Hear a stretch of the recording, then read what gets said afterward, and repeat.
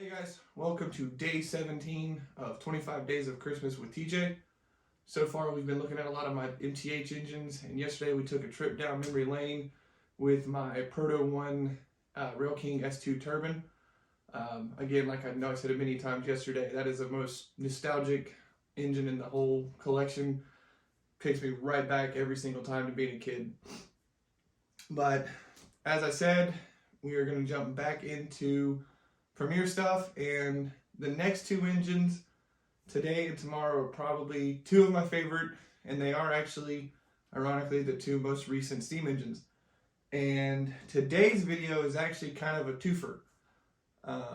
The 100 engine is down and needs some maintenance and some work, and another one had actually recently come in. Obviously, you know, those things come up with some of these engines. You know, they're getting old. They got some little kinks that need to be worked out, etc. But the first engine actually came to me through my grandfather. He had bought this engine new in probably 2006-ish, I think. Actually came from a local hobby shop in Spencer, North Carolina. It's been in the family since day one, and it made its way down towards me.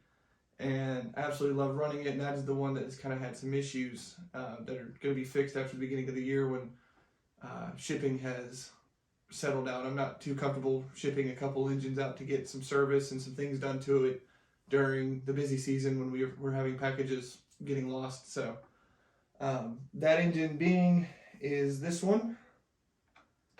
It is a Premier Pennsylvania K4. Obviously this one is probably the most famous, being that it is 1361, and probably one of my favorite steam engines. For some reason, the post-war Pennsylvania engines are just do it for me. I love how they look. I just really like the design of them. The high mounted headlight, the more streamlined kind of pilot. I just really like these a lot more. Same with the M1B.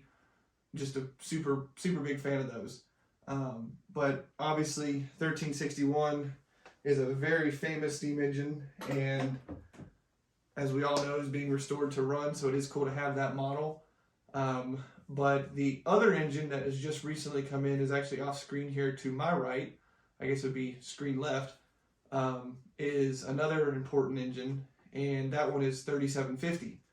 And 3750 obviously is one of the other more historic K4s, and one of only two K4s left. It's 3750 and 1361. A little bit of cool history on 3750 is it was in North Umberland, obviously at the same time with all the other engines that are at Strasburg, but it was actually renumbered 1737 because 1737 was the very first prototype K4, and it was at North Umberland.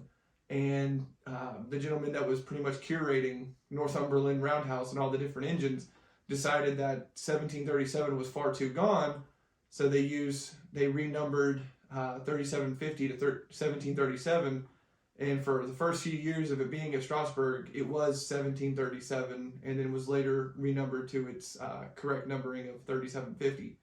So definitely two very famous engines to have. I love having them, and they look and sound just magnificent around the layout, and by far one of my favorite steam engines. And you know, you can argue New York Central, Hudson, Pennsylvania K4. I mean, they are synonymous with each railroad and propelled them obviously even further into history. But I'll quit yapping here about the K4s, and we'll go ahead and run them around the layout.